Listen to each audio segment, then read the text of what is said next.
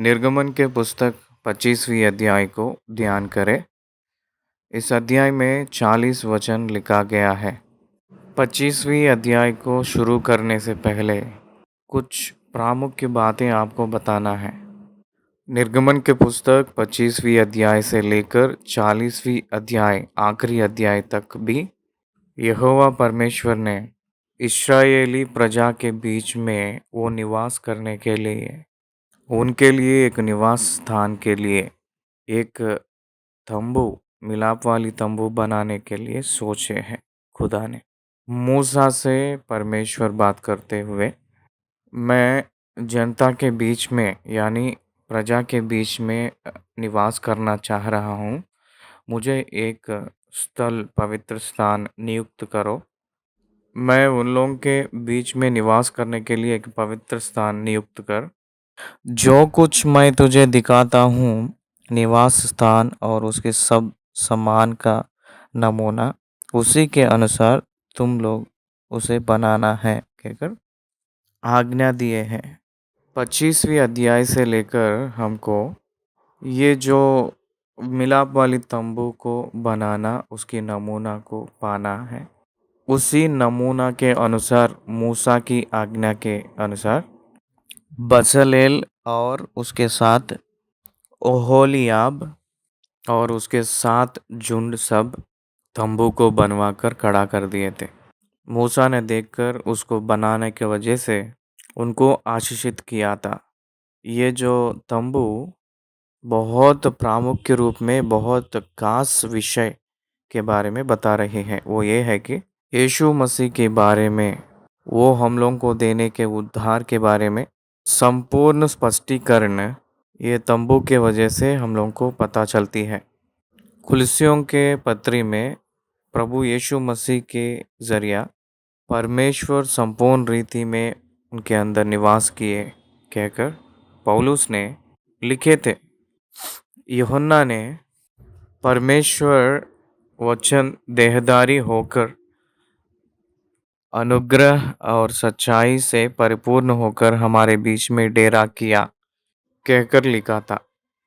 अदृश्य परमेश्वर ने दृश्य के रूप में दृश्यमय यीशु मसीह इम्मानुएल इब्रानियों की पत्री 10वीं अध्याय 5वीं वचन में मेरे लिए एक देह तैयार किया है कहकर कहे थे परमेश्वर यीशु मसीह ने। Invisible became visible. अदृश्य के रूप में जो थी वो दृश्य के रूप में दिख रही है। इसलिए यीशु मसीह परमेश्वर ने जो करने उद्धार के काम इसलिए यीशु मसीह परमेश्वर ने जो करने वाला उद्धार के काम के लिए एक चिन्ह के रूप में परमेश्वर की योजना पूरी के लिए एक चिन्ह के रूप में ये जो तंबू दिख रही है। इस तंबू के बारे में कुछ सरल रूप में कुछ बातें बताए के बाद में 25वीं अध्याय को मैं आपको बताऊंगा। ये जो तंबू है ये डेरेओं से डेरे मतलब पर्दाओं से बनाया गया हुआ एक चिन्ह के रूप में बनाया हुआ एक चीज़ है। इसमें प्रामुख्य रूप में आंगन रहेगा। आंगन के अंदर एक तंबू रहेगी। इस तंबू में दो भाग होती हैं, पवित्र स्थान और अति पवित्र स्थान। आंगन जो बचा हुआ स्थान या नियुक्त किया हुआ स्थान एक खास रूप में बता रही है आंगन। इस आंगन के जो लंबाई चौड़ाई 107 लंबाई 100 हाथ लंबाई 50 हाथ चौड़ाई फुट कहते हैं ना, उसमें 150 इंटू 100 कह सकते हैं, 150 इंटू 75 तो 150 लंबाई 75 फुट चौड़ाई। इसका मतलब आधा। हम लोगों को ये जो प्रत्यक्ष तंबू पूरब की ओर से 50 फुट, पश्चिम की ओर 50 फुट, उत्तर और दक्षिण में 50 फुट, सॉरी 100 फुट डेरे रहते हैं। ये पूरे मिलाकर 70 डेरे होते हैं। 60 डेरे होते हैं, 70 नहीं। हम लोगों को नियुक्त किया गया है कहते 5 इंटू 5 फुट लंबाई बहुत पतला सा एक डेरा है। एक एक डेरा 5 इंटू 5 5 इंटू 5 5 फुट लंबाई, 5 फुट चौड़ाई, 5 फुट ऊंचाई। इस रीति से 60 डेरे बनाते हैं। ये 60 डेरों को 60 खंभों को बांध के रखते हैं। ये चांदी के खंभे हैं। ये जो 60 चांदी के खंभे हैं उसको पीतल के ऊपर खड़ा करते हैं। पीतल का बीम के ऊपर चांदी खंभे बनाकर फिर इस खंभे के ऊपर पीतल की वो टोप लगाते हैं। उसको वैसे नियुक्त किए के बाद में वो सब उस चांदी के खंभों का जो हुक होता है उसको बांधते हैं। ऐसे हम लोगों को 100 फीट ऊंचाई में और 50 फुट 50 हाथ चौड़ाई में बनाने वाले इस स्थान में पूरब की ओर एक फाटक नियुक्त किया जाता है। इस बाहर वाले फाटक को भी 3 भाग के रूप में 50 हाथ के रूप में भाग करते हैं, अलग करते हैं। 15 हाथ बाईं ओर, 15 हाथ दाहिनी ओर, 50 हाथ बीच की भाग में। इसका मतलब 30 फीट होती है। फुट में गिनती करेंगे तो 30 फुट होगा। हाथों के बराबर हम हिसाब डालेंगे तो 20 हाथ होगा। ये जो द्वार सिंगल गेट, ये सिंगल गेट से अंदर आना है। पूरब की ओर से लेकर इस फाटक से अंदर आते समय अंदर एक प्रत्येक रूप में कुछ वस्तुएं का स्पष्टीकरण किया गया है। वो वस्तु की डिटेल्स हम ध्यान करेंगे तो बलि चढ़ाने का वेदी रहती है। इसको होम बलि कहते हैं। ये होम बलि का वेदी जो है बहुत दृढ़ता से बनवाया जाता है। इस होम वेदी बना देखेंगे तो इसको बबूल की लकड़ी से और सोने से सोने से डाँप के रखते हैं, सोने से बनाते हैं। बबूल के लकड़ी के ऊपर सोने से कवर करते हैं। बलि वेदी के बाद हम लोगों को पीतल की तख्त और पीतल की इसको पीतल की पाया भी कहते हैं और पीतल का पाया और पीतल का हौदी बनाने के लिए वहाँ हमको दिखता है। बनाने के लिए कहे थे परमेश्वर, वेदी के बाद में ये दोनों दिखती है। ये अंदर रहने वाले फाटक के सीधा सामने ये दिखते हैं। वहाँ रखा गया है इसको। इस वेदी को हम देखेंगे तो वो पीतल के वेदी है। ब्रॉन्ज ऑल्टर हम लोगों को 7.5 फीट 7.5 की हाथ 7.5 फीट स्क्वायर के रूप में दिखता है। 450 फीट ऊंचाई, चारों तरफ चारों ओर चार सींगे वे रहते हैं। सींग ये चांदी से बनाया गया हुआ है, एक वेदी है। वेदी जो चांदी के हैं, ये चांदी जो है ये न्याय को दर्शाती है। उसके बाद पीतल की हौदी बनाने के लिए बताए थे, उसमें पानी रहती है, जल।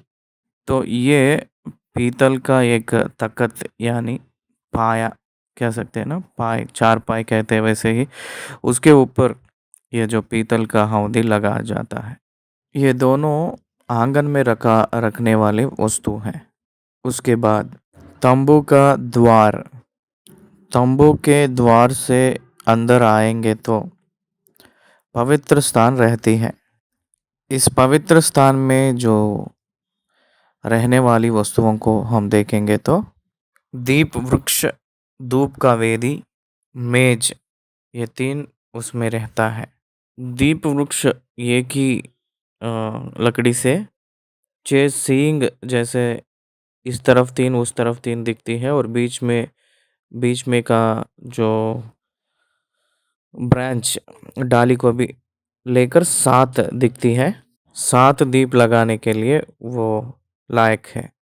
इस दीप की वृक्ष को सोने से बनाते हैं। कुछ सुगंधित चीज़ों के को डालने के लिए धूप का वेदी बनाते हैं। उसको भी बाबुल की लकड़ी से बनाकर उसके ऊपर सोने को चिपकाते हैं। उसके बाद मेज, मेज को भी सोने का वृक्ष को तो सोने का दिवट भी कहते हैं। मेज के बारे में हम लोग बात कर रहे हैं तो मेज मेज के ऊपर रोटियां 12 होते हैं। दाकरस की जार जग भी वहीं रहता है, वो भी सब सोने से मढ़ाते हैं। उसके बाद तंबू में पवित्र स्थान अति पवित्र स्थान को अलग करते हुए एक बहुत दृढ़ता वाली पर्दा रहती है।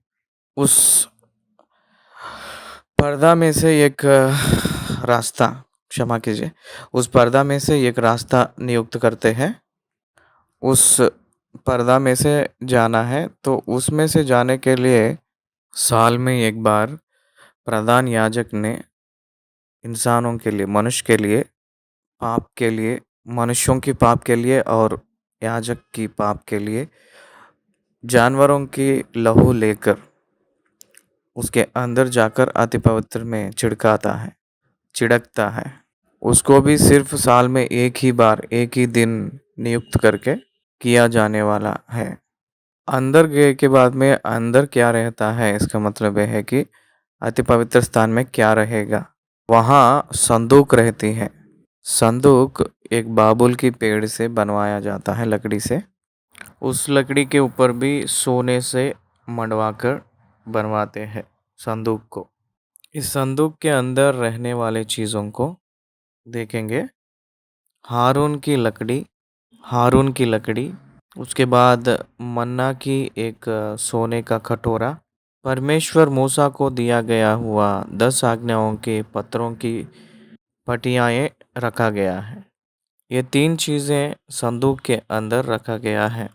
एक हारून का लकड़ी और दूसरा मन्ना की सोने का कटोरा और तीसरी जो है 10 आज्ञाओं के सोने के पत्रों के पटियाएं। संदूक के ऊपर एक ढकने के लिए वो एक प्रायश्चित का ढक्कन कह सकते हैं और चोखे भी कह सकते हैं, ढक्कन कहेंगे हम लोग। ये भी सोने से ही बनाते हैं। प्रायश्चित का ढक्कन, ये इसके ऊपर खरूबों ने बनाकर, उसके ऊपर खरूबों को बनवाकर, उसके नाक इसके नाक को लगे हुए जैसे एक ही लकड़ी से बनाए जैसे रहता है। खरूबों मतलब स्वर्गदूत के रूप में पंख रहता है, उस आकार को बनाते हैं उस ढक्कन के ऊपर। वैसे बनाए के बाद में उस दोनों खरूबों के बीच में चौका, प्रायश्चित का ढक्कन, ये बीच में करूबों के बीच में सिंहासन, अनसीन्ड सीट ऑफ गॉड, अदृश्य परमेश्वर सिंहासन से परमेश्वर बात करते हैं। वैसे उस संदूक के ऊपर जो चोखे कहते हैं, वो ढक्कन, प्रायश्चित के ढक्कन, उस करूबों के बीच में से परमेश्वर बात करते हैं। वैसे बात करते समय प्रधान याजक ने वो सारे बातों को ले आकर प्रजाओं को, लोगों को बताते हैं। 45 हाथ का उतना फुट लंबाई, 15 फुट चौड़ाई, 15 फुट ऊंचाई से इस तंबू को बनाते हैं। इसके बाद हम लोग धूप वेदी को हम देखेंगे तो धूप वेदी का पवित्र स्थान में जो रहती है उसकी हिसाब 1.5 फीट इंटू 1.5 फीट, ये भी स्क्वायर टाइप का दिखती है।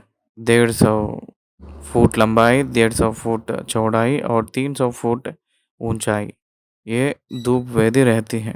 इसको 36 इंचेस, मेज हम लोग को 36 इंचेस लंबाई, 18 इंचेस चौड़ाई, 27 इंचेस, 27 इंचेस ऊंचाई में रहती हैं मेज। ऐसे हम देखेंगे तो इसमें प्रामुख्य रूप में परमेश्वर जो बात करता है, वो संदूक को देखेंगे तो वो संदूक परमेश्वर की सम्मुख दर्शा रही है, परमेश्वर की दर्शन को दिखा रही है। संदूक 40 इंचेस लंबाई, 27 इंचेस चौड़ाई पे रहती है। इसकी ऊंचाई 27 इंचेस रहती है।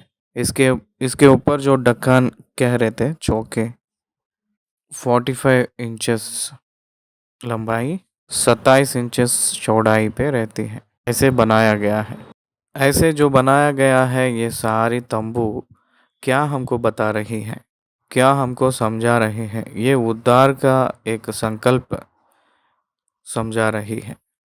आंगन, सामने जो बाहर रहने वाला आंगन, बाहर से आंगन से दिखने वाला जो फाटक, पहला वाला फाटक जो है, वो यीशु मसीह को दिखाती है, यीशु मसीह को दर्शा रही है। यूहन्ना रचित सुसमाचार में 14वीं अध्याय में मैं ही द्वार हूँ कहकर बताए थे। आई एम द डोर, ये एक ही फाटक है। स्वर्गलोक में जाने के लिए एक ही प्रवेश मार्ग है, वो यीशु मसीह है।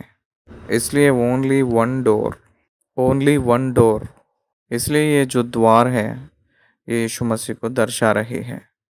ये जो द्वार है, ये खुला हुआ है, इसका मतलब अनुग्रह की युग को याद दिला रही है।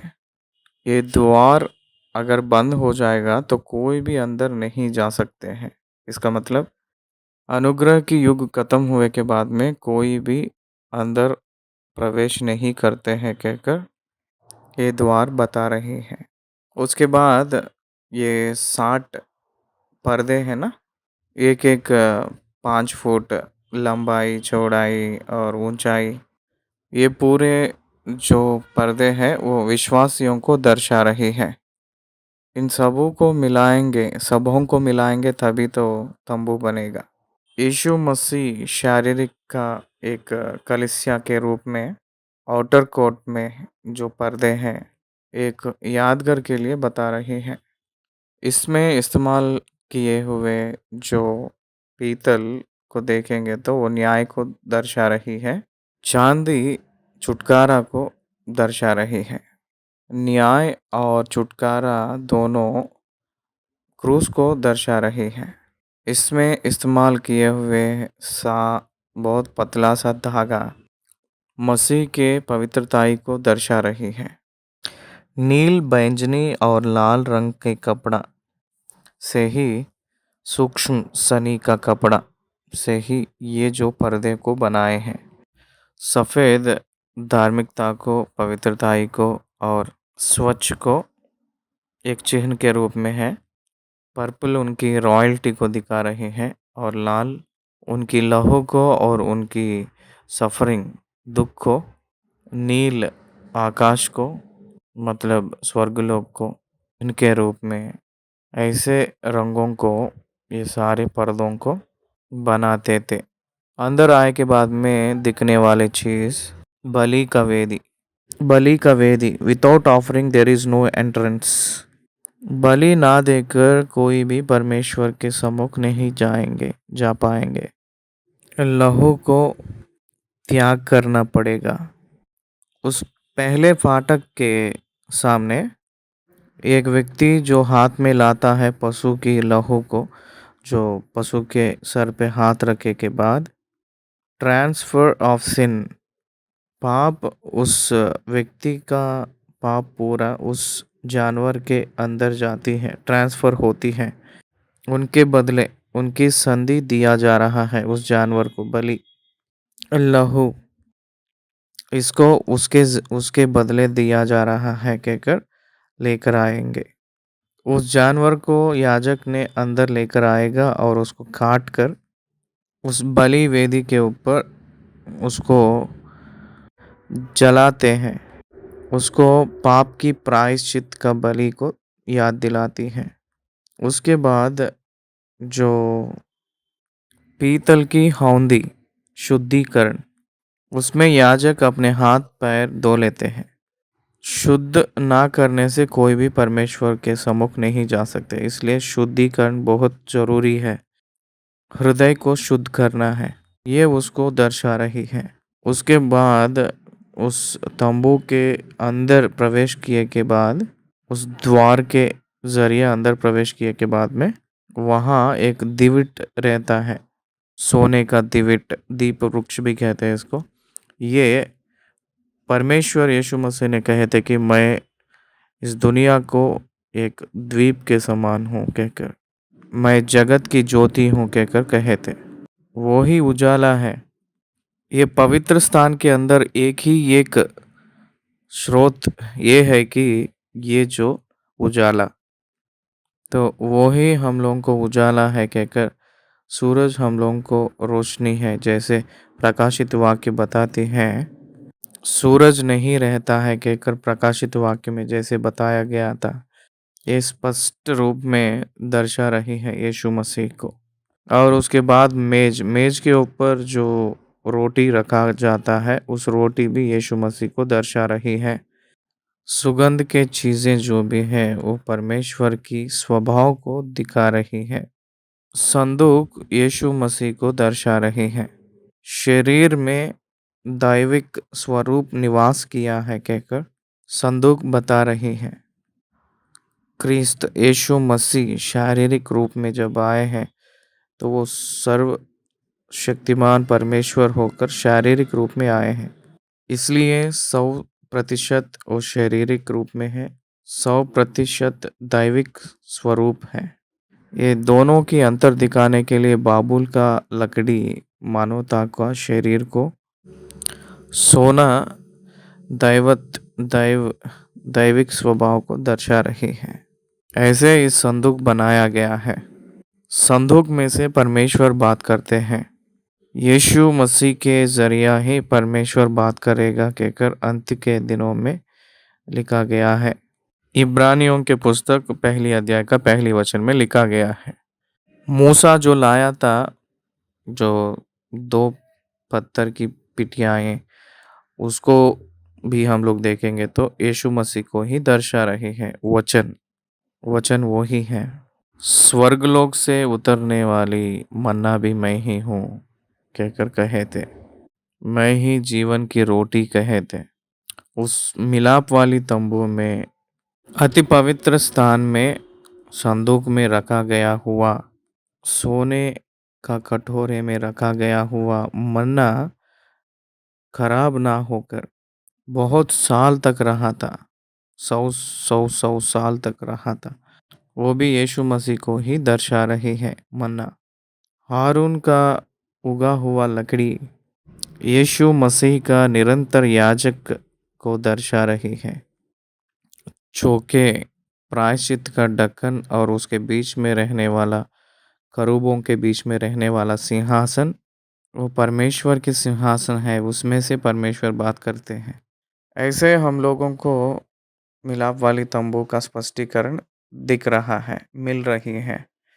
ये मिलाप वाली तंबू कैसे बनाया गया है, परमेश्वर कैसे नियुक्त किया है, कैसे आज्ञा किया है, ये सारे विषय के बारे में 25वीं अध्याय में दिख रहा है। पहले 9 वचन को देखेंगे तो परमेश्वर मूसा को बात करते हुए मुझे एक प्रत्येक भेंट लेकर आइए कहकर इस्राएलियों से बता दे कहकर 15 प्रकार की वस्तुओं को लेकर आने के लिए उन लोगों को आज्ञा दे कहकर कहे थे।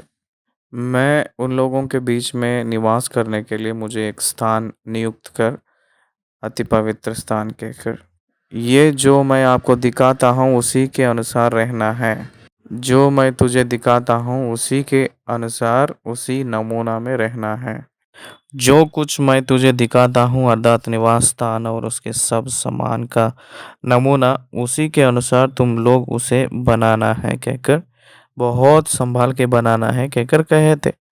उसके बाद हम लोग 10वीं वचन से देखेंगे तो वाचा के संदूक जो बाबुल के लकड़ी से बनाने के लिए सोने के चीज से मंडराने के लिए और खड़ा 4 खड़े भी बनाना सोने का बाबुल की लकड़ी से और सोने के जो भी बाड़ बांध के रखना है बनाना है बोलते हुए आए हैं। उसके बाद 16 वचन से देखेंगे तो वहाँ संदूक के ऊपर रखने वाली छोके प्रायश्चित का ढक्कन और साक्षी पत्र रखने के लिए उस संदूक में लिखते हुए आए हैं। ये हम लोगों को 22 वचन तक दिखती है। उसके बाद 23 वचन से लेकर 30 वचन तक बाबुल की लकड़ी से एक मेज बनाने के लिए कहे थे। 31वीं वचन से लेकर 40वीं वचन तक देखेंगे तो सोने का दिविट बनाने के लिए कहे थे। 7 प्रकार की द्वीप उसके ऊपर जलने का एक ही चीज से 7 प्रकार के द्वीप बनाने का सोने से बनाने के लिए कहे थे। हम लोगों मिलाप वाली तंबू में इस्तेमाल किया हुआ सोना और चांदी को हिसाब देखेंगे तो अद्भुत रीति में इस्राएली लोग सोना और चांदी को इकट्ठा किए थे। 116 किलो और 530 ग्राम सोना को इस्तेमाल किए थे। 400 किलो और 500 1575 500 नहीं 1575 ग्राम पीतल को इस्तेमाल किए थे। ये पीतल जितने भी लोग जीवित हैं वो सब लोग थोड़ा थोड़ा करते हुए पूरे मिलाकर 6 लाख लोग 350 6,350 लोग इस पीतल को दिए थे। 4,1575 पीतल को इस्तेमाल किए थे। पीतल नहीं चांदी, क्षमा कीजिए चांदी है। और उसके बाद पीतल 280 किलो और 2400 पीतल इस्तेमाल किए थे। 25वीं अध्याय का पहली वचन से हम लोग पढ़ते हुए मनन करेंगे। 25वीं अध्याय निर्गमन की पुस्तक पहली वचन। यहोवा ने मूसा से कहा, दूसरी वचन, इस्राएलियों से यह कहना कि मेरे लिए भेंट लाए, जितने अपनी इच्छा से देना चाहे उन्हीं सबों से मेरी भेंट लेना। इस वचन को मैं आपके सामने पेश करना चाह रहा हूँ, सुनिए। यहोवा परमेश्वर ने इस्राएलियों को मिस्र देश में से छुड़वाकर कनान की देश को चलाने का कार्यक्रम हो रहा है। उसी संदर्भ में परमेश्वर मूसा से एक मिलाप वाली तंबू को नियुक्त करने के लिए कहे थे, क्योंकि वो उनके साथ निवास करते हुए उन लोगों को चलाने के लिए नीचे उतर कर आ रहे हैं। उनकी प्रजा के बीच में वो निवास करने के लिए सोचे हैं परमेश्वर ने। ये यीशु मसीह खुदा ने प्रकाशित वाक्य 21वीं अध्याय में कैसे एक नया पृथ्वी पे वो ही निवास करने जा रहे हैं, उसकी योजना के एक स्वरूप इन लोगों को समझ में आने के लिए इस विषय को बता रहे हैं। परमेश्वर की योजना में परमेश्वर की जनता के बीच में वो निवास करना चाह रहा है। ये परमेश्वर की योजना है। वो एक छाया के रूप में इन लोगों को वर्णन कर रहे हैं।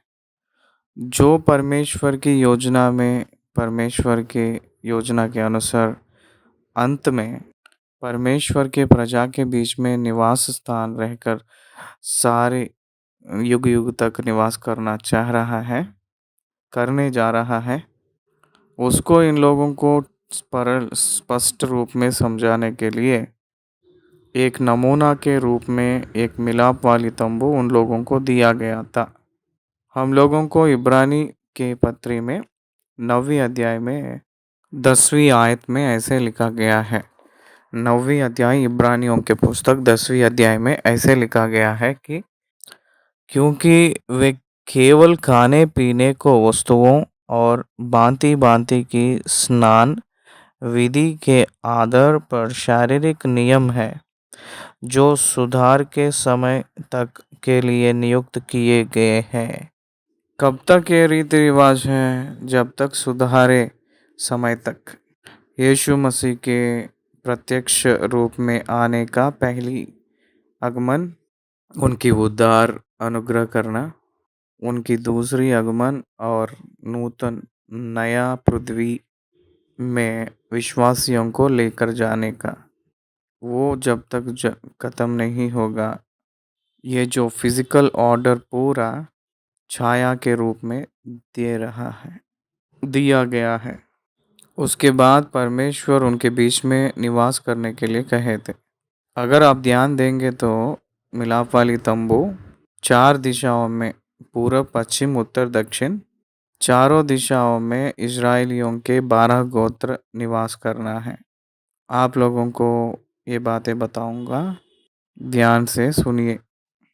मिलाप वाली तंबू को निर्माण करते समय आंगन की बाहर ये 12वीं गोत्र किस प्रकार के रीति से निवास किए हैं, उसके बारे में हम लोगों को बहुत स्पष्ट रूप में लिखा गया था। दिशा के हिसाब से एक एक तरफ 3-3 गोत्र निवास करेंगे। मिलाप वाली तंबू को उस 4 दिशाओं के 3-3 गोत्र के बीच में लेवी लोग भी निवास करेंगे चारों तरफ। ये एक प्रत्येक विषय मैं आपको बता रहा हूँ, सुनिए। दक्षिण की दिशा में गाद और शिमोन और रूबेन की गोत्र, ये पूरे गोत्र दक्षिण में रहते हैं। उनके सामने लेवी के गोत्र रहते हैं। उत्तर की दिशा में दान, आशेर और नफ्ताली। पश्चिम के दिशा में बिन्यामीन, एफ्राइम रहेंगे। पूरब की ओर ने इश्शाकार, जबूलून और यूदा, ये लोग रहेंगे। ये चारों तरफ रहेंगे तो तब मिलाप वाली तंबू भी आगे बढ़ेगा। इन लोग यात्रा शुरू करते समय ये सब लोग एक ऑर्डर के रूप में ऐसे ही निकलेंगे। इसलिए परमेश्वर ने मिलाप वाली तंबू को नियुक्त करने के लिए कहे हैं। जॉन वेस्ली कहकर एक भक्त है, वो ऐसे कहे हैं कि man cannot do anything without God. परमेश्वर ना रहने से कोई भी मनुष्य कुछ नहीं कर सकता। कैनॉट, कुछ नहीं कर सकते। वैसे ही और एक बात बताए थे, God will not do anything without man. परमेश्वर मनुष्य ना रहने से कुछ नहीं करेगा। कर सकता है लेकिन नहीं करेगा। कर सकता है लेकिन नहीं करेगा। It is his discipline. मनुष्य को अपने साथी बना लिया है परमेश्वर। ये जो तंबू को देखिएगा, ये पूरा नमूना स्वर्गलोक का नमूना है।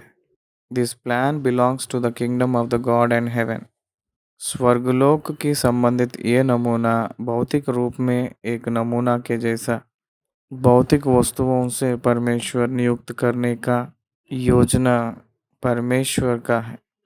परमेश्वर का योजना और वस्तु प्रजा का है। Plan belongs to God and material belongs to the people. People are the partners in God's vision and God's work. परमेश्वर के काम में, परमेश्वर की योजना दर्शन में मनुष्यों को साथी बनाया था, साथ लिया है। कौन वो लोग हैं कहकर अगर हम देखेंगे तो जो मन से आने वाले, परमेश्वर के काम करने वाले, परमेश्वर की प्रेरित से आना चाहिए। दूसरी बात, मन से आना चाहिए। दोनों होना है, एक मन से आना है, दूसरा परमेश्वर की प्रेरित से आना है। एक व्यक्ति परमेश्वर की ओर से स्वीकार होने वाला योग्यता होना चाहिए और दूसरी प्रेरित होना चाहिए। वो अपने मन से भी अपने मन से आना है। ये दोनों हुए के बाद में ही सेवा वृद्ध हो सकता है। ये प्रामुख्य है। इसलिए प्रतिष्ठ अर्पण कहते हैं। यहाँ तो हिंदी बाइबल में लिखा है कि मेरे लिए भेंट। इसका मतलब है कि कॉन्सिक्रेट कर रहे हैं, प्रतिष्ठित कर रहे हैं, ऑर्डेन कर रहे हैं, उसको परमेश्वर के लिए प्रत्येक रूप में नियुक्त कर रहा है। परमेश्वर सब में नहीं रहता है, वो एक स्पेशल में रहते हैं, प्रत्येक रूप में रहते हैं। उनके लिए जो है वो प्रत्येक में ही है। सिर्फ वो ही प्रत्येक नहीं, उनके रहने का चीज़ें भी प्रत्येक रूप में रहते हैं। आप ध्यान दीजिए, 100 हाथ लंबाई और 50 हाथ चौड़ाई तंबू बनाए के बाद में जो बाकी जो भी जगह है, ये जो तंबू अलग करती है, इस तंबू के अंदर केवल याजक लोग ही जाएंगे।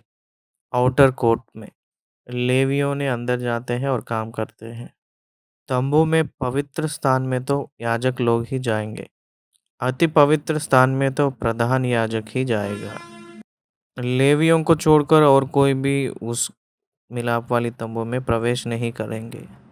परमेश्वर नियुक्त किया हुआ प्रत्येक गोत्र लेवियों ने, उसी में याजक और उसी में प्रधान याजक, वही लोग उस सेवा में रहते हैं। इसलिए लेवियों को कोई भी संपत्ति परमेश्वर एक प्रत्येक रूप में नहीं दिया था। वो लोग बाकी गोत्र से दशमांश और प्रत्येक भेंट और प्रथम फल भेंट देकर उसको पोषण करने के लिए परमेश्वर नियुक्त किया था। उन लोगों को पुरम भी ज़मीन सारे गोत्र में से अलग अलग करते हुए और वो सारे ज़मीन को लेवियों को देने के लिए परमेश्वर नियुक्त किया था। वो लोग वहीं निवास करेंगे। इसलिए लेवियों को प्रत्येक रूप में परमेश्वर नियुक्त किया है। उन्हीं लोग परमेश्वर की सेवा में रहते हैं। उन लोगों को भी प्रत्येक रूप में प्रतिष्ठा कार्यक्रम रहता है। विशेष भेंट लाने के लिए जब कहा था, इच्छा पूर्वक देने वाले लोगों से ही लेना है कहकर कहे थे। देखिए, परमेश्वर की सेवा में सब लोग अपने मन भर इच्छा पूर्वक जो भी सामान ज़रूरी हो, वो सारे सामान मनुष्य की ओर से ही ले रहे हैं परमेश्वर ने। अगर आज भी इवन टुडे जो भी सेवा के लिए ज़रूरत है, जो भी वस्तु सेवकाई के लिए जो भी वस्तु हो या धन हो, वस्तु हो, साधन हो, सबको मनुष्य ही इंतज़ाम करते हैं। तो ये सारे मनुष्यों को परमेश्वर ही प्रेरित करता है। वो मनुष्य इच्छा पूर्वक वो देंगे तभी तो वो हिसाब में आएगा। तो इसलिए आज भी सेवकाई में यही विधि चल रही है। आकाश की ओर से परमेश्वर कुछ भी बरसाएगा नहीं। दैविक सेवकाई के लिए मनुष्य की ओर से ही सहायता करेगा। इच्छा पूर्वक समर्पण करना है कहकर जो रहते हैं, उन व्यक्तियों को परमेश्वर ही आगे लेकर आता है। इसलिए परमेश्वर के काम परमेश्वर की योजना के अनुसार, प्रेरित के अनुसार करेंगे तो कोई भी समान को, कोई भी ईव को कमी नहीं होगा। परमेश्वर के भक्तों कहे थे। प्रिय भाई और बहन, आप मन भर से इच्छा पूर्वक जब देते हैं तभी परमेश्वर उसको स्वीकार करता है, अंगीकार करेगा। उन लोगों के पास लेने का वस्तुएं 15 प्रकार के हैं। पहला, सोना, चांदी, पीतल, नीले, बैंगनी और लाल रंग का कपड़ा, सूक्ष्म सनी का कपड़ा, बकरी का बाल, लाल रंगी हुई मेड़ों की खालें, सुई सोम की खालें, बबूल की लकड़ी, उजियाला के लिए तेल, अभिषेक के तेल के लिए और सुगंधित धूप के लिए सुगंध द्रव्य, यफोद और चपरास के लिए सुलेमानी पत्थर और जड़ने के लिए मणि। ये 15 आर्टिकल्स 15 प्रकार की वस्तुओं लेने के लिए कहे थे। इसको क्या करना है? मैं उनके बीच में निवास करने के लिए वो लोग पवित्र स्थान को नियुक्त करना है, इंतज़ाम करना है। एक होली टेम्पल, होली ऑफ होलीज मेरे लिए आप निर्माण करना है। ये स्वर्गलोक है। परमेश्वर के स्वर्गदूत और परमेश्वर के सिंहासन कैसे वहाँ है, करूबों किस प्रकार उनके चारों तरफ है, उसी रीति से उनके सम्मुख को दिखाने के लिए एक तंबू है। एक ही बात में बताना है तो स्वर्गलोक में उनकी पावर, एस्टैब्लिश्ड पावर किस प्रकार में मैनिफेस्ट हो रहा है, वैसे ही इसी ज़मीन पे ऐसे प्रत्येक रूप में निर्माण करना है कहकर परमेश्वर के संपूर्ण मैनिफेस्टेशन ऐसे भी हैं। इसमें जो रहने वाले सारे वस्तुओं, सामान, सारे प्रकार परमेश्वर के दैविक स्वभाव को ही दिखाती है। जो कुछ मैं तुझे दिखाता हूँ अर्थात निवास स्थान और उसके सब सामान का नमूना, उसके अनुसार तुम लोग उसे बनाना। ये 3 चीज़ें जो 3 प्रकार के स्थान को जो बनाया है, मैं जो कहता हूँ वैसे ही करना है। अपने स्वयं इच्छा को नहीं रखना है। इसमें हर एक चीज़, हर एक वस्तु को परमेश्वर ने हिसाब दिया था। ऊंचाई, लंबाई, चौड़ाई दिए थे। कौन सा चीज़ इस्तेमाल करना है वो भी कहे थे। कैसे उसको बनाना है वो भी बताए थे। उसको कैसे ऑपरेट करना है वो भी बताए थे। एक वस्तु को आविष्कार किया हुआ व्यक्ति मैनुअल किस प्रकार में देता है, वैसे ही परमेश्वर जो निर्माण करने के लिए कहा था, इस प्रत्येक तंबू को सारे हिसाब परमेश्वर देते हुए आए थे। 10वीं वचन से हम लोगों को संदूक के बारे में दिख रही है। 10वीं वचन से पढ़ रहा हूँ। बाबुल की लकड़ी का एक संदूक बनाया जाए, उसकी लंबाई 2.5 हाथ और चौड़ाई और ऊंचाई 1.5 हाथ की हो और उसकी, ठीक है, यहाँ तक देखेंगे तो उसका हिसाब लिखा गया है। ये वाचा के संदूक, इसके बारे में 226 बार बाइबल में लिखा गया है। इस संदूक को एक सोने का मड़वाना है, बाहर और अंदर। बाबुल की लकड़ी से बनवाए थे, लेकिन इसको बाहर और अंदर पूरा सोने से भर देना है। सोने का मड़वाना है। दिखने में तो वो सोने के जैसा दिखती है, लेकिन अंदर बाबुल की लकड़ी है। ये परमेश्वर को एक परफेक्ट मैच हो रही है। वो 100% मानव है, वो 100% परमेश्वर है। 100% ह्यूमैनिटी, 100% डिविनिटी दोनों मिलकर रहते हैं। उसको हाइपोस्टैटिक यूनियन कहते हैं। यीशु मसीह को उनके शरीर में दैविक स्वरूप निवास किया है कहकर कुलसियों के पत्री में पौलुस ने लिखा है।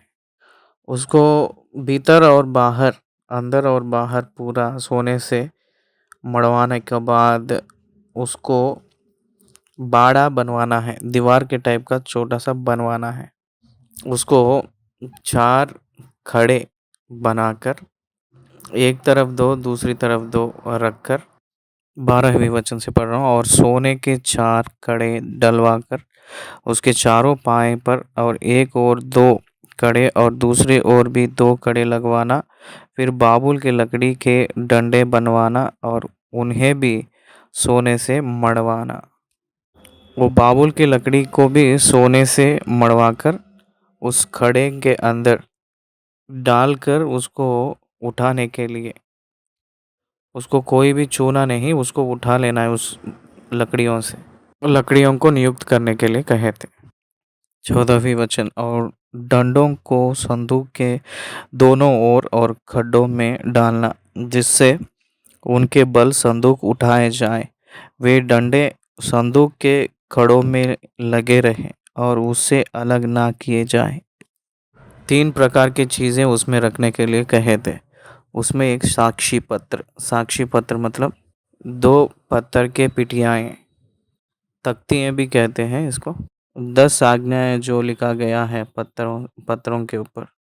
और उसमें 17वीं वचन में देखेंगे तो फिर चौके सोने का एक प्रायश्चित का डखना बनवाना है, उसकी लंबाई 2.5 हाथ और चौड़ाई 1.5 हाथ की हो। 17वीं वचन, फिर चौके सोने का एक प्रायश्चित का ढक्कन ढकना ढक्कन बनवाना, उसकी लंबाई 2.5 हाथ और चौड़ाई 1.5 हाथ की हो। और सोना डालकर 2 करूब बनवाकर प्रायश्चित के ढकने के दोनों दोनों सिरों पर लगवाना। एक करूब एक सिरे पर और दूसरा करूब दूसरे सिरे पर लगवाना। और खरूबों को और प्रायश्चित के ढकने को एक ही टुकड़े से बनवाकर उसको उसके दोनों सिरों पर लगवाना। देखिए, करूबों को एक ही लकड़ी से बनवाना है, अलग अलग से नहीं बनाना है कहकर यहाँ हमको बता रहा है। उन करूबों के पंख ऊपर से ऐसे फैले हुए बने कि प्रायश्चित का ढकना उनसे ढाफा रहे और उनके मुख आमने सामने और प्रायश्चित के ढकने के ओर रहे। और प्रायश्चित के ढकने को संदूक के ऊपर लगवाना, और जो साक्षी पत्र मैं तुझे दूंगा उसे संदूक के भीतर रखना। खरूबों के बीच में एक काली स्थल रहता है, वहाँ कुछ नहीं दिखता है, उसी में परमेश्वर उपस्थित होते हैं। परमेश्वर का सिंहासन रहता है, इनविजिबल, दिखता नहीं है वो, उसी में से परमेश्वर बात करेगा। करूबों के बीच में उस सिंहासन के ऊपर से और संदूक के ऊपर से बात करते समय याजक सुनेगा। और जो साक्षी पत्र मैं तुझे दूंगा उसे संदूक के भीतर रखना, मैं उसके ऊपर रहकर तुझसे मिला करूंगा।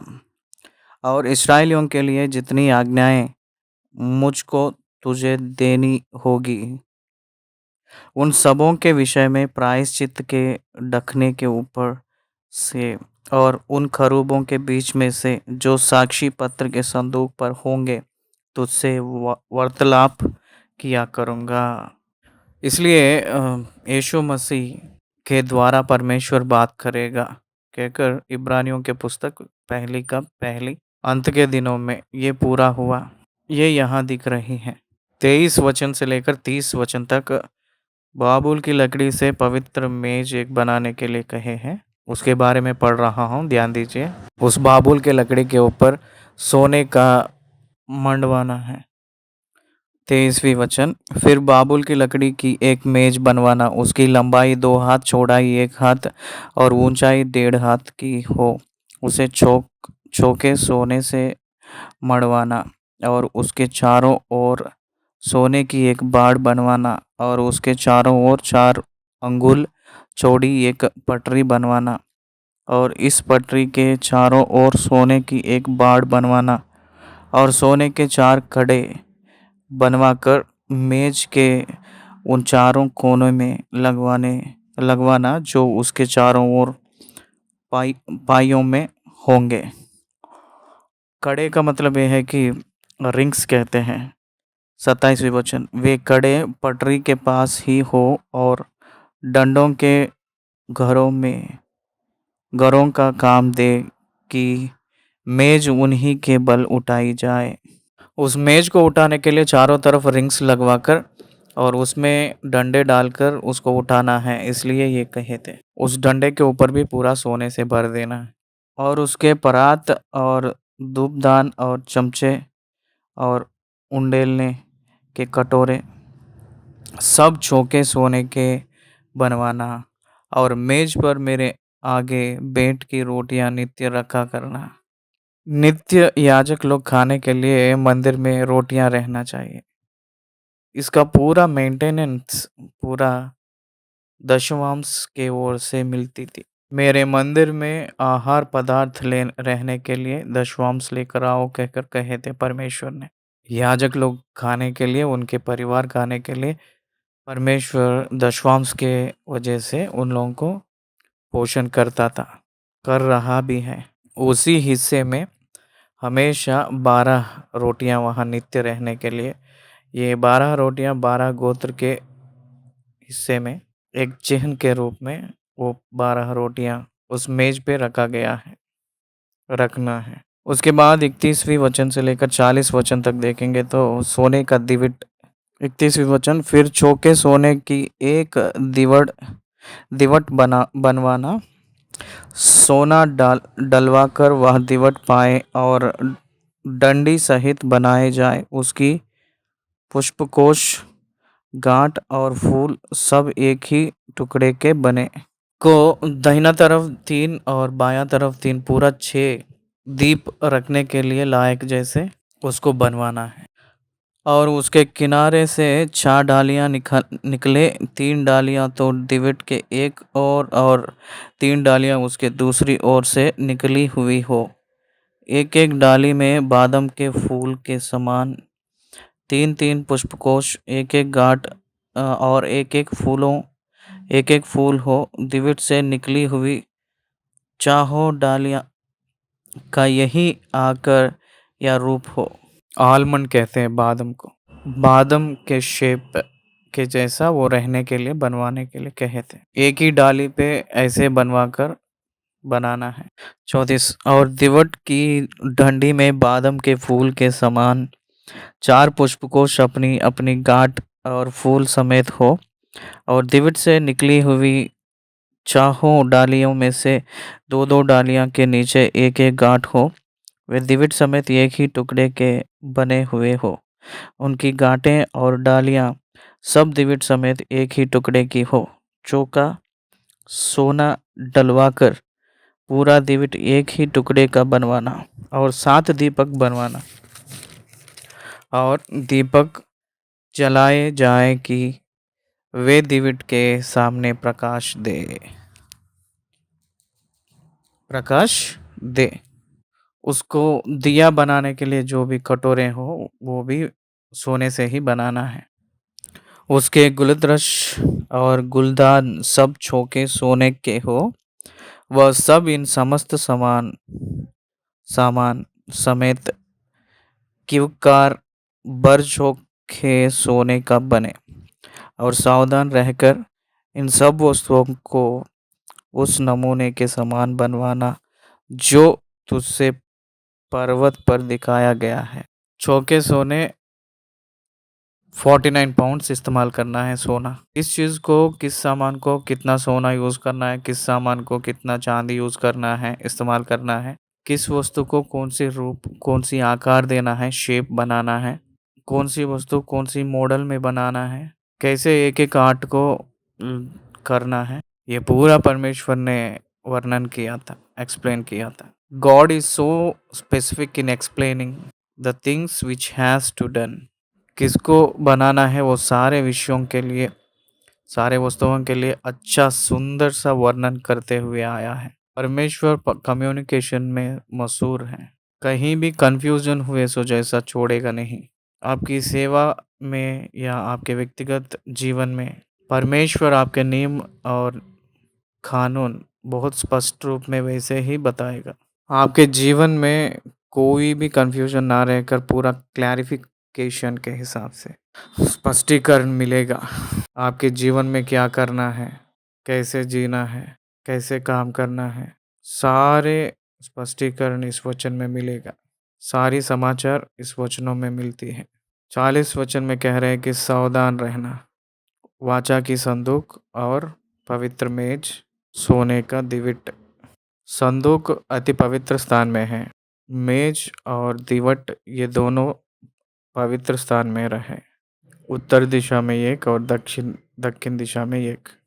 मिलाप वाले तंबू के द्वार के सामने ये धूप वेदी जो है वो बहुत सुगंध की खुशबू से सुगंधित देते हुए जब जलाते हैं उसको, उस स्थल पूरा, उस जमीन पूरा, उस जगह पूरा खुशबू से भरने के लिए उसको नियुक्त किया गया है। ऐसे इस वस्तुओं को 25वीं वचन में अध्याय में 25वीं अध्याय में विवरण स्पष्टीकरण किए हैं। 25वीं अध्याय खत्म हुआ है। धन्यवाद।